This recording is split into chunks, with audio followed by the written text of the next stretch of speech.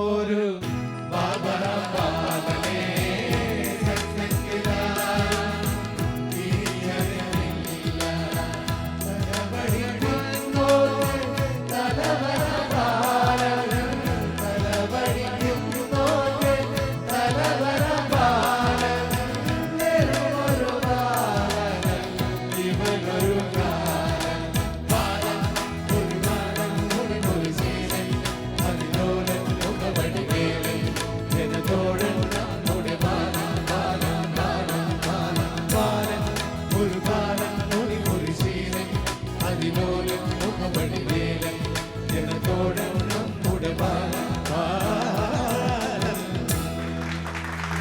Super, very good. നമ്മളിനി അടുത്ത് ക്ഷണിക്കാൻ പോകുന്ന ആരാന്നറിയാമോ? ഈ സ്റ്റേജിനും ഈ ചാനലിനും ഒരുപക്ഷെ ഒരുപാട് നാളത്തെ ബന്ധമുള്ള ഒരു കലാകാരനാണ്. വളരെ മനോഹരമായിട്ട് ഹ്യൂമർ അവതരിപ്പിക്കുന്ന ഒരു കലാകാരനും കൂടി. നന്നായി പാട്ട് പാടുന്ന ഒരാളാണ്, അഭിനേതാവാണ്, നന്നായി ചിത്രം വരയ്ക്കും. എന്നെ സംബന്ധിച്ചോളം ഞാൻ 2 വർഷം കൈരളി TV-യുടെ താരോത്സവം ഹോസ്റ്റ് ചെയ്തതാണ്. താരോത്സവത്തിലൂടെ എനിക്ക് നേരിട്ട് അറിയാവുന്ന നല്ലൊരു മനുഷ്യൻ, ഞങ്ങൾക്ക് എല്ലാവർക്കും ഒരുപാട് ഇഷ്ടമുണ്ടായിരുന്ന ഒരു കണ്ടസ്റ്റൻ്റ് ആണ് മണിച്ചേട്ട. മണിച്ചേട്ടന് ഒരുപാട് അറിയാവുന്ന ഒരു ആളാണ്. തീർച്ചയായിട്ടും. അപ്പോൾ ആ നടനെ, ആ ഗായകനെ, ആ ചിത്രം വരയ്ക്കുന്ന ആളെ നമ്മളുടെ എല്ലാവരുടെയും പ്രിയപ്പെട്ട ബൈജു ജോസ്. ബൈജു ജോസ്.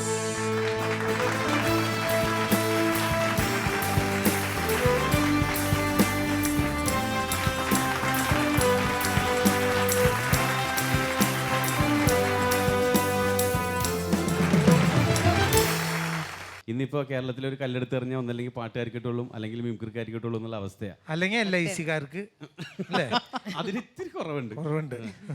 അത് കാര്യമല്ല, അത് നല്ലതാണ്. കാര്യം ഇത്രയും പാട്ടുകാരൊക്കെ ഇതൊക്കെ എവിടുന്ന് വന്നു എന്നുള്ള സംഭവത്തിൽ അല്ലേ പ്രതിവട്ട അന്തിച്ചിരിക്കല്ലേ? അങ്ങനെ ഒരു അന്തം വിടലില്ല, പക്ഷേ എന്നാലും ഇടയ്ക്കിടയ്ക്ക് ഒരു അന്തം വിടലുണ്ട്. പരിപാടി ഇല്ലാണ്ടാകുമ്പോ അതന്നെ.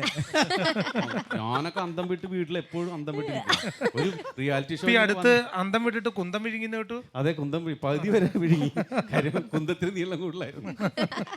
ആ കുന്തമാണ് ഇപ്പൊ മൂക്കായിട്ട് വന്ന് നിൽക്കണ അല്ലേ? കുന്തം പോലെ ഉണ്ടോ എന്റെ അമ്മേ? അതാണ് ഒരു ചന്തം. അതെ, അതിന്റെ ഒരു ബന്ധം. അതെ, അതൊരു പന്തം പോലെയാണ്. പക്ഷെ ഇതെന്റെ സ്വന്തം അല്ലേ?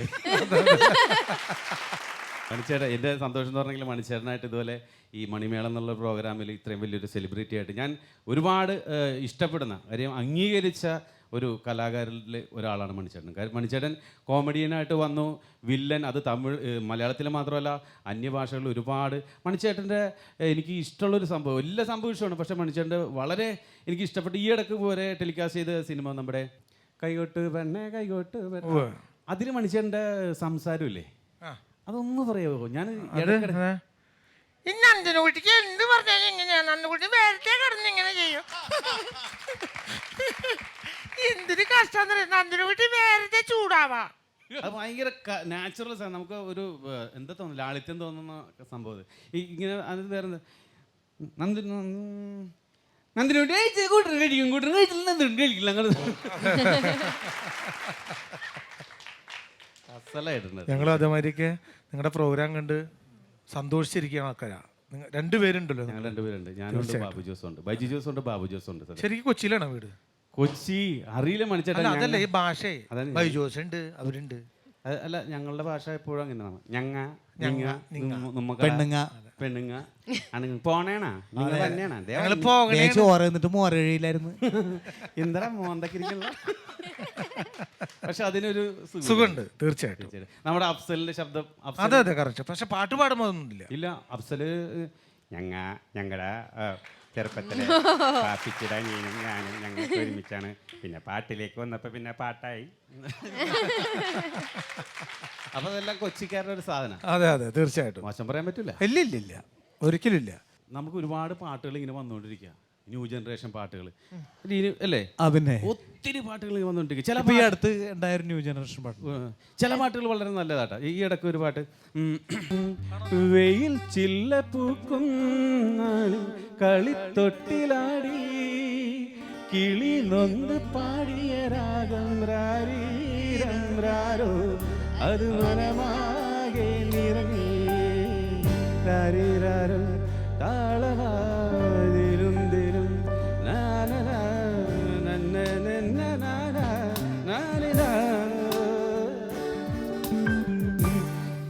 നല്ല രസമുള്ള പാട്ടല്ലേ കേൾക്കാൻ. പക്ഷെ ഈ പാട്ട് ഗാനമേളക്കൊന്നും പാടാൻ പറ്റില്ല. കാര്യം ഒറ്റ പാട്ടോട് ഒരു തൊണ്ട വെട്ടി ചത്തുവോ. കാരണം ആ പാട്ട് പാടണമെങ്കിൽ മണിച്ചേട്ടൻ ഒരു കാര്യം ചെയ്യും. അത് ആ പാടുന്നാണ് ചവിട്ടി പിടിക്കണോ? ആ ശരി, ചവിട്ടി പിടിച്ചോ. കാര്യം ചവിട്ടി പിടിക്കാം. കൊല്ലരില്ലേ, കൊല്ലില്ല. വെയിൽ ചില്ല പൂക്കും നാളി കളി തൊട്ടിലാടി കിളി നിന്നു പാടിയ രാഗം രാരീരം രാരോ അത് മരമാകെ നിറഞ്ഞേ. മതി മതി മതി. ഈ പാട്ട് മുഴുമിച്ച് എന്റെ കാല് ഇവിടെ നിന്ന് നൊണ്ടി നടക്കേണ്ടി വരും ഇവിടെ. ഈ പാട്ടിന്റെ ഒക്കെ അവസ്ഥ ഒന്ന് ആലോചിച്ചോക്കെ. ഈ പാട്ട് ഏത് സിനിമയിലാണെന്നറിയോ? സക്കറിയയുടെ ഗർഭിണികൾ. ഈ പാട്ട് പാട്ടണ കേട്ട് കഴിഞ്ഞാൽ ഈ പുള്ളിയാണ് ഗർഭിണി എന്ന് വിചാരിക്കും. ഈ പാട്ട് അത്രയും ഒരു പ്രസവത്തിന്റെ വേദന വേദനയാണ് പാട്ടിനുള്ളത്. ശരിക്കും ആ പാട്ടും സിനിമയൊക്കെ ആയിട്ട് ഭയങ്കര ആപ്റ്റായി പോയി അല്ല. നമുക്ക് നമ്മളിപ്പോൾ ഒരുപാട് പാട്ട് ഏത് പാട്ട് ഞാനൊരു പാട്ട് പാടാം പ്രതിഭേട്ട മണിച്ചേട്ടാ അതുപോലെ. പിന്നെന്താ, അത് മതി. കാര്യം നമ്മൾ ഒരുപാട് പെർഫോമൻസ് ഒക്കെ ഒരുപാട് ആളുകൾ കണ്ടിട്ടുണ്ട്. എൻ്റെ പാട്ട് അധികം കേട്ടിട്ടില്ല. ഇനി അതുകൂടി ഉള്ളൂ ബാക്കി നശിപ്പിക്കാനായിട്ട്. എത്ര ന്യൂ ജനറേഷൻ വന്നാലും നമ്മളൊക്കെ റേഷന് വേണ്ടി ജീവിക്കുന്ന ആളുകളാണ് അല്ലേ മണിച്ചേട്ടാ? അതാണ് നമ്മുടെ അവസാനത്തെ ഇലക്ഷൻ വന്നാലും സെലക്ഷൻ വന്നാലും നമുക്ക് വേണ്ട റേഷൻ. ഫംഗ്ഷൻ വന്നാലും ടെൻഷൻ വന്നാലും. അതെ, ചില പാട്ടുകൾ നമ്മൾ പാടുമ്പോ ഭയങ്കര പിച്ചുള്ള പാട്ടുകളൊക്കെ ഉണ്ടാവില്ലേ? ഹുദാസെ ജന്മത്ത് പാടൂല, അതാണ് ടോപ്പിലെ പിച്ചാണ് എന്ന പോലെ ചില പാട്ടുകൾ അല്ലേ? ഇല്ല, ഇത് ടോപ്പിലെ പാട്ട്. ഈ ബേസ് പാട്ട്, ബേസ് ചില ആളുകൾക്ക് ഭയങ്കര ബേസ് ആണ് പാടുമ്പോ അല്ല. അപ്പൊ ഈ സൗണ്ട് ചെയ്യുന്ന ആൾക്കാരൊക്കെ ബേസ് കെറ്റിക്കും തുടങ്ങുന്നതിന് മുമ്പ് ഇങ്ങനെ പറയും. ഇങ്ങനെ ഒരു പാട്ടുകാരുണ്ട്. ആ പുള്ളി ഇങ്ങനെ ഇപ്പോൾ ഫസ്റ്റ് പാട്ട് ഇങ്ങനെ പാടിക്കൊണ്ടിരിക്കുന്ന സമയത്ത് ഓക്കെ ഭക്തിഗാനം തോടുകൂടി നമുക്ക് ആരംഭിക്കാം എന്നൊക്കെ പറഞ്ഞ് പുള്ളി പാടിക്കാം. അപ്പോൾ കയറ്റിക്കൊന്നു. അപ്പോൾ ഈ പുള്ളിക്കാരൻ ഫുള്ള് ബേസ് അങ്ങോട്ട് ഇട്ട് കൊടുത്ത് കാനനവാസ എന്തൊരു എന്തൊരു ബേസാന്നല്ലേ കൂടി പൈസ. അങ്ങനെ ചില പാട്ടുകളൊക്കെ അങ്ങനെയുണ്ട്. ഒരുപാട് ഗാനങ്ങളുണ്ട്. ഇത് അവരുടെ കയ്യിലല്ല എല്ലാം ഇരിക്കുന്നത്. അല്ല, ഇതേ ബേസിന്റെ കാര്യം പറഞ്ഞപ്പോഴേ ഞാൻ വേറൊരു കാര്യം ഓർത്തത്, സ്വാമി സംഗീതം ആലപിക്കും താപസ ഗായകനല്ലോ എന്നുള്ള പാട്ട് പാടാൻ വേണ്ടി സ്റ്റേജിൽ വന്നു വേറൊരു പാട്ടുകാരനാണ്. പുള്ളി ഭക്തിഗാനത്തിന്റെ സ്പെഷ്യലിസ്റ്റാ. അപ്പോൾ പുള്ളി തുടങ്ങി, പിച്ച് മാറിപ്പോയി, പിച്ചും പെയ്യായി പോയി. അത് മാറി.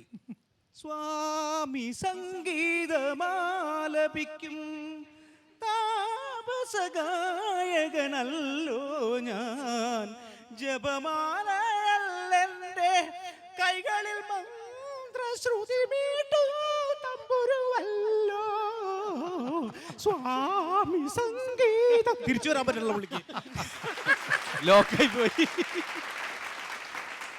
എല്ലാ പാട്ടുകൾക്കും അങ്ങനെയുണ്ട്. നമ്മൾ സാധാരണ പാട്ട് പാടുമ്പോ ഗംഗയാറു പിറക്കുന്നു, എവിടെ ശബരിമല പറഞ്ഞ ഗംഗയാറു പിറക്കുന്നു ഹിമവൻമലയിൽ. ഇയാൾക്ക് വരി മാറിപ്പോയി.